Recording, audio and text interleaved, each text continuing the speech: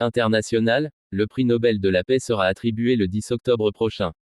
Mais à un mois du jour J, le comité Nobel norvégien revendique jalousement sa liberté de décision face à l'obsession de Donald Trump de le recevoir.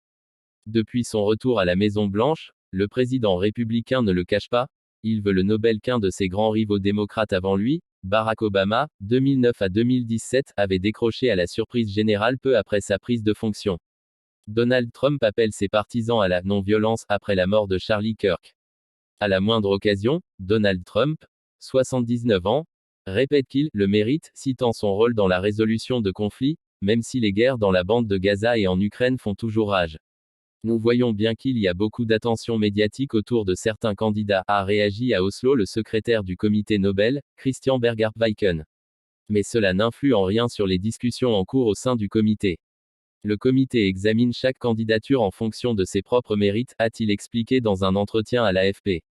À l'appui de sa campagne, Donald Trump fait valoir que plusieurs dirigeants étrangers, de l'Israélien Benjamin Netanyahou à l'Azerbaïdjanais Ilham Aliyev, ont proposé ou soutiennent sa candidature.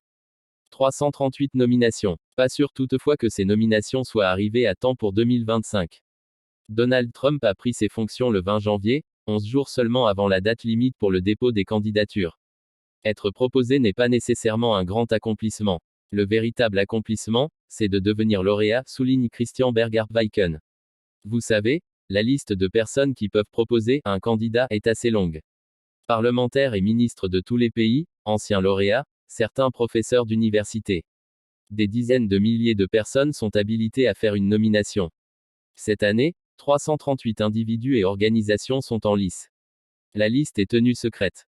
Les candidatures jugées les plus méritantes sont retenues sur une liste restreinte et chacune fait l'objet d'une évaluation individuelle par un expert.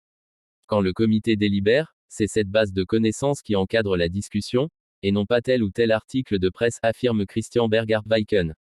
Nous faisons tout notre possible pour organiser le processus et les réunions de manière à ne pas être indûment influencés par une quelconque campagne, dit-il.